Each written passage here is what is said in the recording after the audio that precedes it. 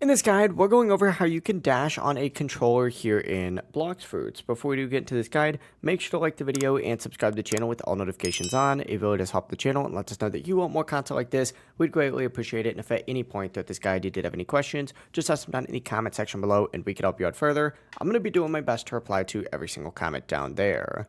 Now, dashing on a controller here in Blox Fruits is actually super simple, but it does work a little bit differently compared to keyboard controls. When you're using a controller, you might notice that the game shows a little dash icon on the screen, but there's not a specific button mapped to it. Instead, you actually have to trigger it through your movement controls. So essentially, start by running normally using your left analog stick, and while moving, quickly go ahead and flick that analog stick, and then that is going to immediately trigger that dash. So if I go ahead and do that real quick, we'll quickly do that dash.